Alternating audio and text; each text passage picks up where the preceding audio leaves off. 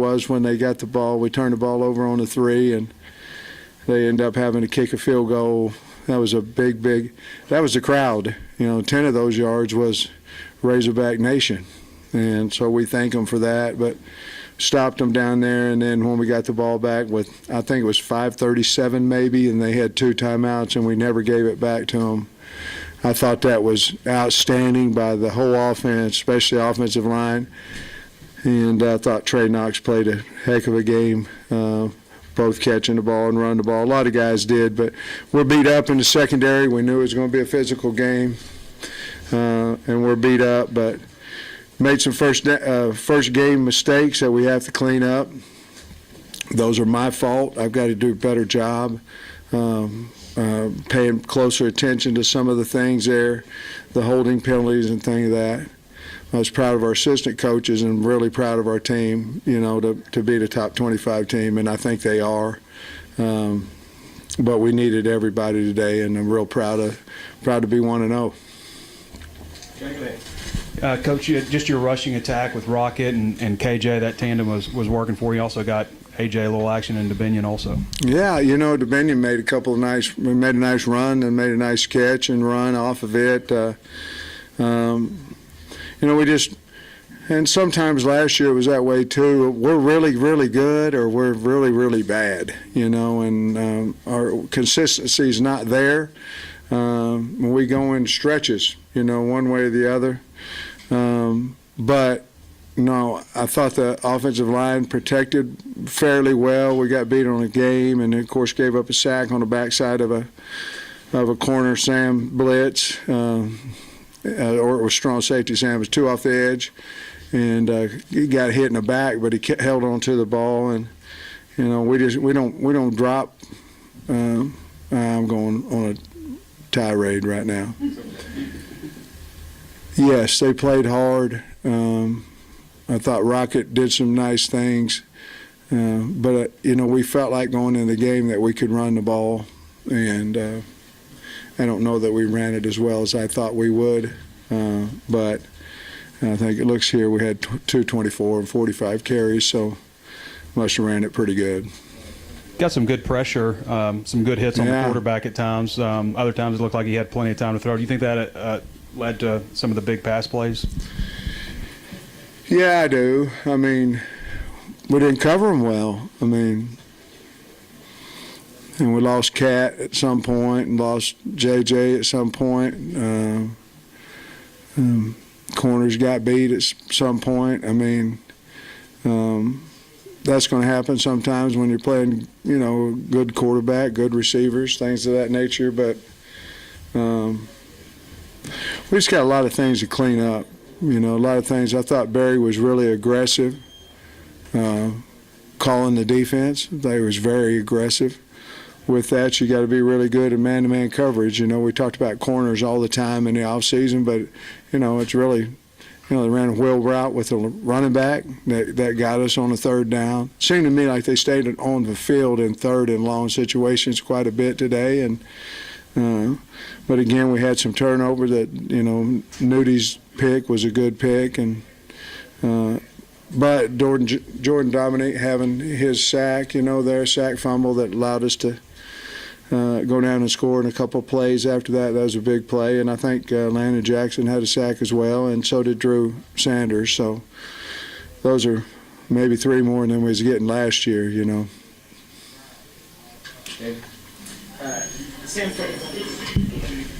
Sam, for all the conversation about you guys' schedule is hard enough, what is the impact of winning a game like this on your team and program? Well, when Cincinnati was put on the schedule, I was saying why, to be honest with you. And I'm glad it's over and we're 1-0. So we are beat up, but that's a game of football. But we found a way to win. But am I tickled to death that we're 1-0 and we beat Cincinnati? Yes. And that I don't want to play them. And I don't want to play them. We've already played them once. That's plenty. And we'll move on to South Carolina. But the schedule's the hardest schedule in football. You just got to try to be 1-0, and then next week 2-0. You know, it's so to get that one out of the way with a win was really nice. And the great thing I told the kids after the game, we have a lot to clean up, but we are 1-0, and then now that's I think our fifth top 25 team we've beaten in the last 20 however many games we've been here.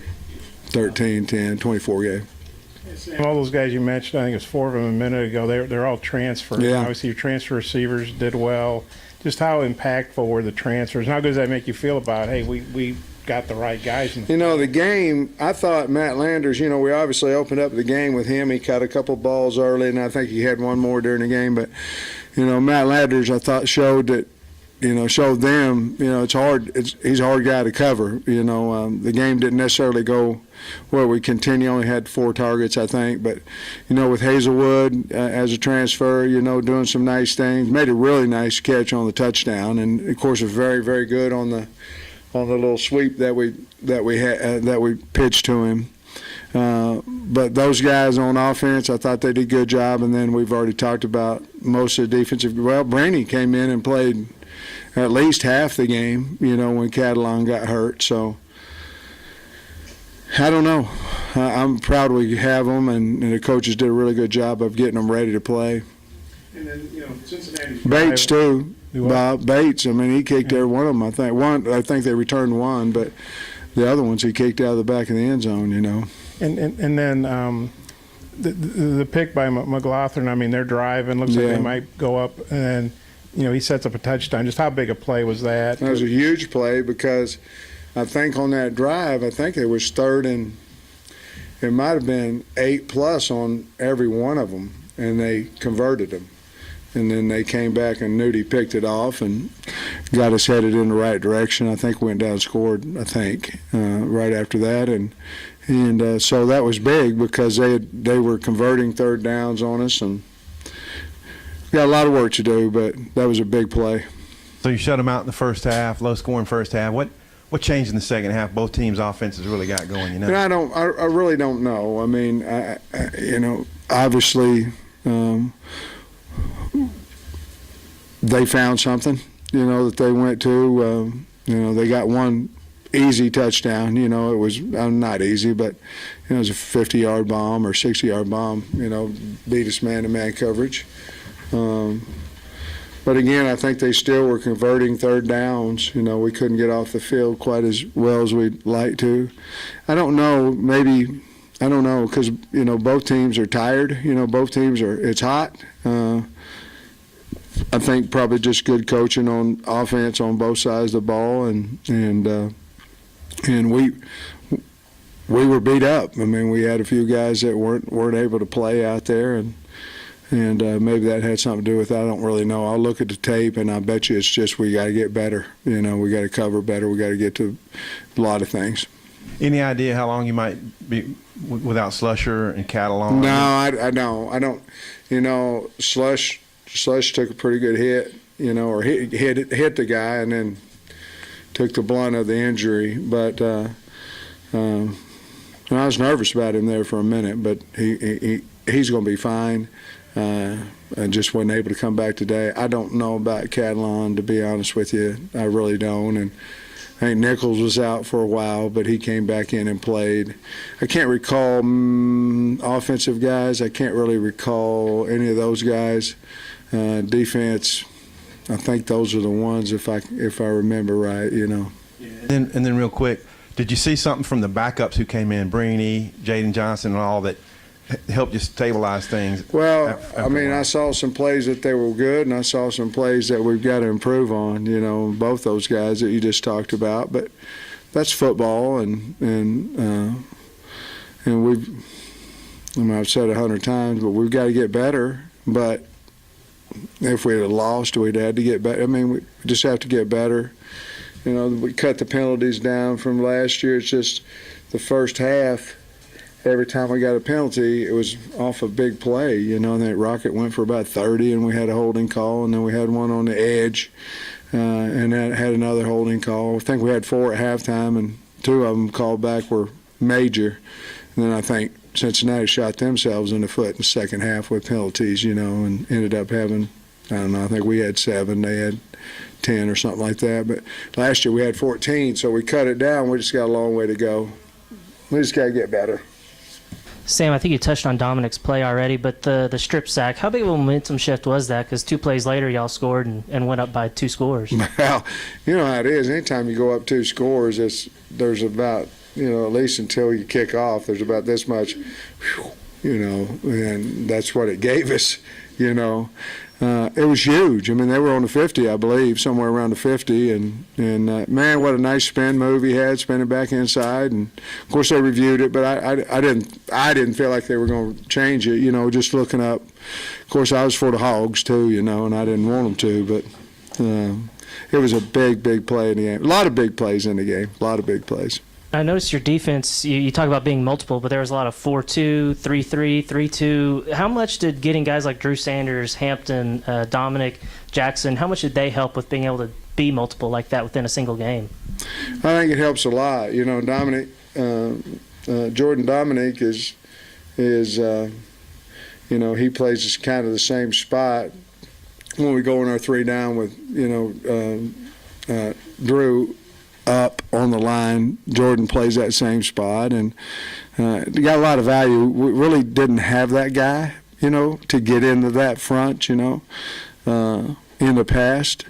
I think it helped us. I know it helped us on a sack, but those guys make us a little more versatile. I mean, obviously today we did a lot of things that we didn't do last year, and to Cincinnati's credit, I thought for the most part they picked, most of our sacks, we beat them. It wasn't a cut loose sack or something like that. So I thought their line did a nice job of picking up all the things that Barry was trying to throw at them. Speaking of Drew Sanders, you said one of the things you wanted to learn this week was how good he could really be. And we talked about the sack already, but just what else did he show you today? Well, Again, I'm so sorry, but I have to go back and kind of look at the tape, I know he made several tackles, and he obviously had that really good sack. He came inside on the fanned out tackle, and then the back came over to him too, but neither one of them, he didn't have much success on him. He just ran over the back. But he's a key to our defense. I think he's a really, really good player. I'm looking down here to try to see some tackles. It looks like bump led us in tackles maybe, and so I don't really know how he played other than just those few times that I noticed him on the field. Coach, you mentioned Trey Knox a little bit earlier. If you just look at his catches and yards, I think he about matched his numbers from your first year here. What do you think made him effective today? He's worked his tail off. I mean, he's worked hard at tight end, and to be honest with you, he believes he's a tight end, and he is. I mean, he's a good one. And he coming off the field on his second TD, and he went down their side, and I said, "You happy you moved tight end?" And those are special moments because you never know if it's going to work out. A lot of times it doesn't. You have an idea for somebody, but he's blocked. I thought he blocked well. It's important to him. Obviously caught the ball extremely well. The one he caught for a touchdown down in the south end zone was a hard catch, and KJ threw some nice balls and he threw some bad ones, I mean, quarterbacks are going to do that, but the team just kept coming on, when it passing wasn't working, it seemed like the running was, except for those few 3 and outs that, that we had. Coach, talk about KJ and his ability when you're in a back and forth game to either just make the play with his feet or is making the pass. I think that's just what he does. I mean, it seems like he's done that, doesn't it, Sully? I mean, it seems like he just does it. First down, and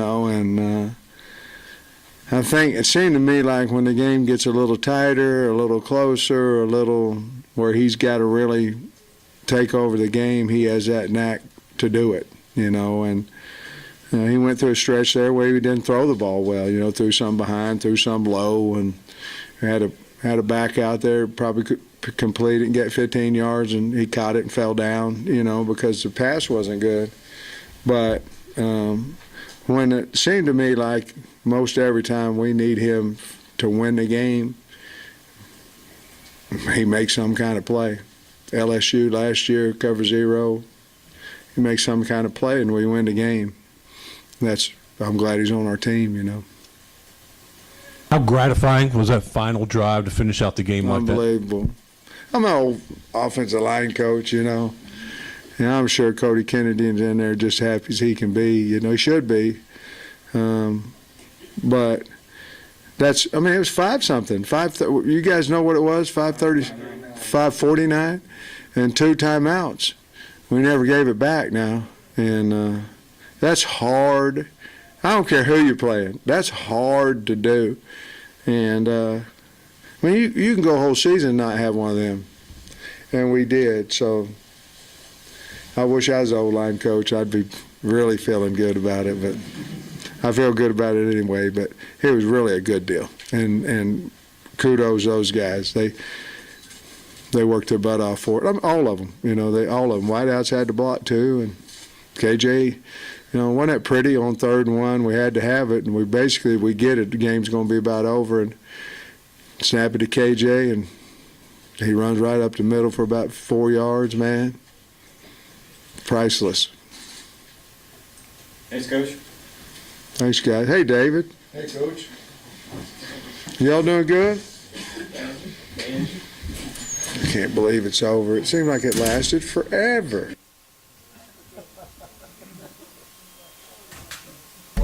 Allie.